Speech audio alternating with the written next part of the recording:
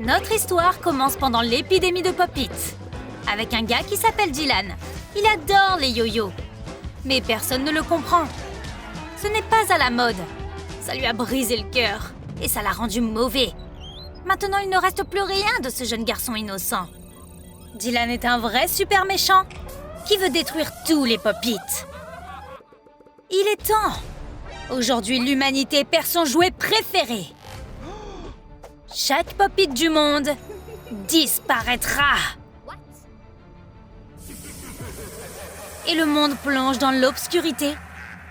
Le président a un message d'urgence. Mesdames et messieurs, il y a une crise Pop-It.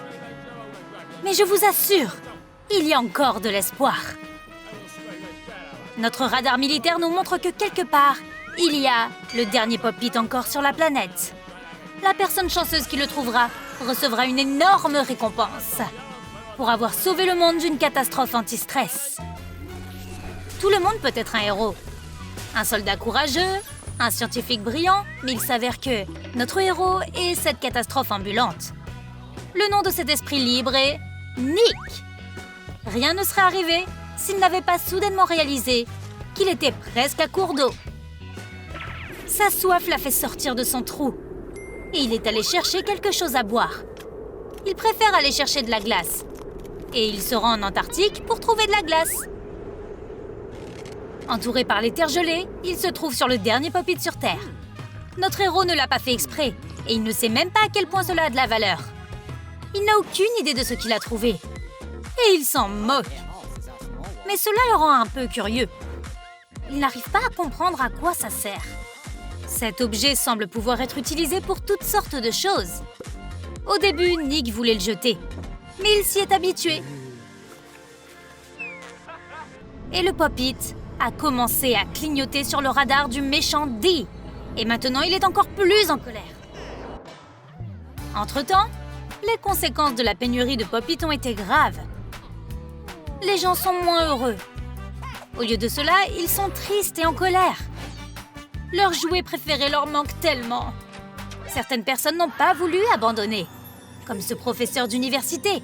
Pour inciter ses élèves à étudier, elle a fabriqué une robe qui ressemble à un Pop-It. Elle voulait remonter le moral de ses élèves. Mais elle n'avait aucune idée qu'en voyant la robe, ses élèves allaient devenir fous.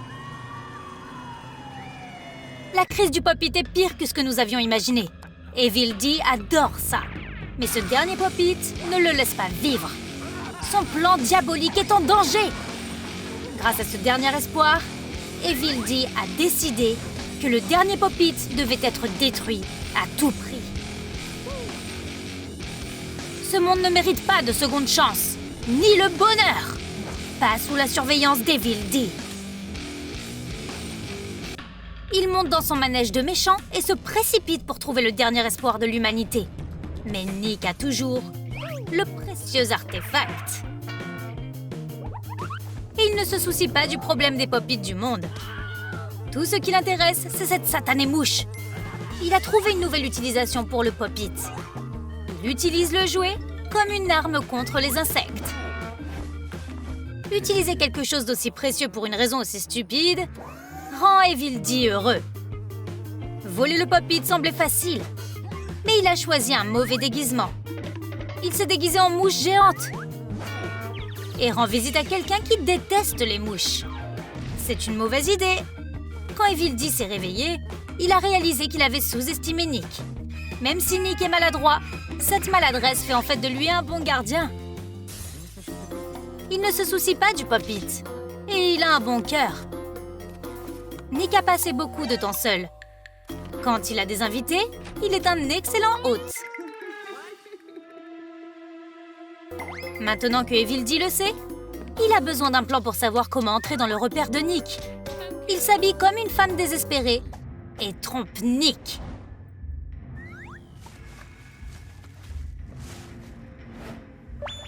La chose la plus précieuse au monde, c'est de soutenir les meubles de Nick. Oh, ce sera un jeu d'enfant, mais Evil Dee a oublié que si une armoire n'a pas de support, elle va tomber. Maintenant, il est pris au piège, et Nick sait exactement qui est son invité. Dès que la perruque est enlevée, le plan de Evil Dee s'effondre complètement.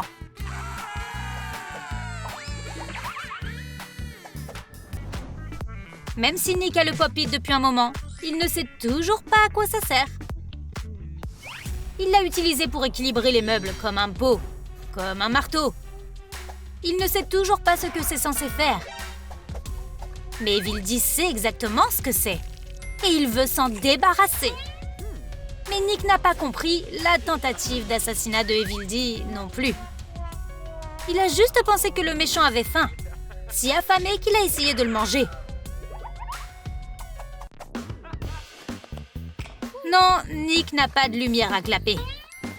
Les lumières s'éteignent toujours à cette heure-là. C'est l'heure du coucher. Mais le masque de sommeil de Nick est tout usé et il en a besoin d'un nouveau. C'est à ça que sert le pop-it? Nick a couvert ses yeux avec le pop-it. Et tous ses sens ont été exacerbés. C'est comme s'il avait des super-pouvoirs. Il a attrapé Evildy. Il a essayé de l'attraper.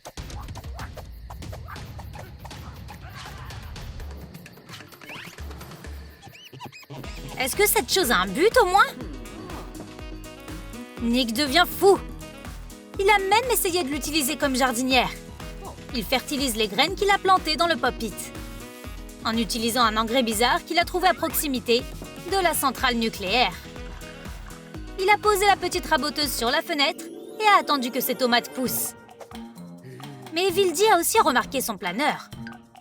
Dès qu'il a vu le pop-it, il s'est précipité pour l'attraper.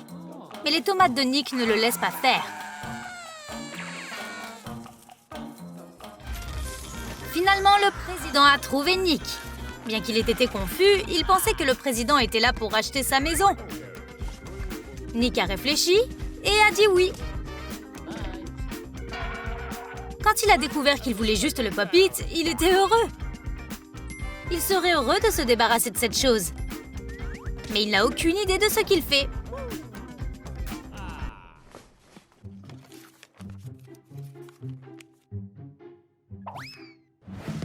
Les plantes de Nick étaient un obstacle, mais seulement un obstacle temporaire.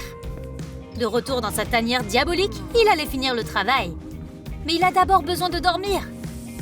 Après sa sieste, il se précipite vers un bunker secret du gouvernement. Il a réussi à déjouer tous ses pièges, jusqu'à chaque coffre-fort dans un coffre-fort dans un coffre-fort. Enfin, il a trouvé son ennemi! C'était si facile. Comme dans un rêve. Oui, parce que c'est un rêve. Le président a déjà le pop-it. Et il est si heureux de l'avoir récupéré. Il promet de commencer à cloner les pop-it et de les renvoyer dans tous les foyers sur Terre.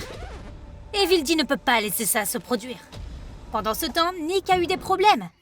Ça fait 3 jours qu'il essaie de compter son million de dollars. Mais ça ne marche pas. Il lui manque $1. Il était sous son lit pendant tout ce temps. Heureusement, ce problème l'a conduit à rendre visite au président.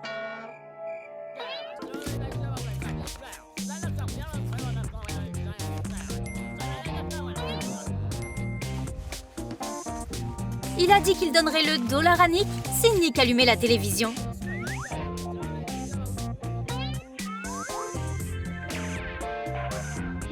Qui montre des reportages sur la misère de l'humanité sans pop-it.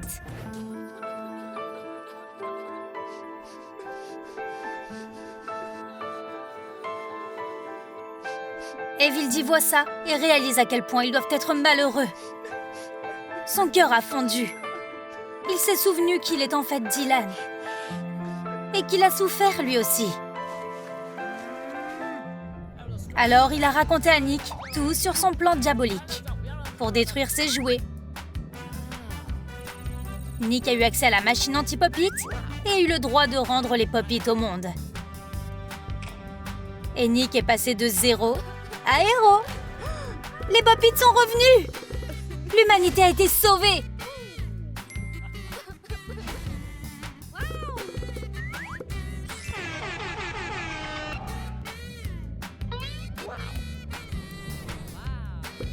Et Evildy, ou simplement Dylan, s'est enfin fait un ami qui a toujours cherché quelqu'un qui aime les yo-yo autant que lui. As-tu aimé notre nouvelle histoire? Quelle était ta partie préférée? Dis-le nous dans les commentaires. Et n'oublie pas de liker et de t'abonner pour ne jamais manquer une nouvelle vidéo de Troum Troum Trick.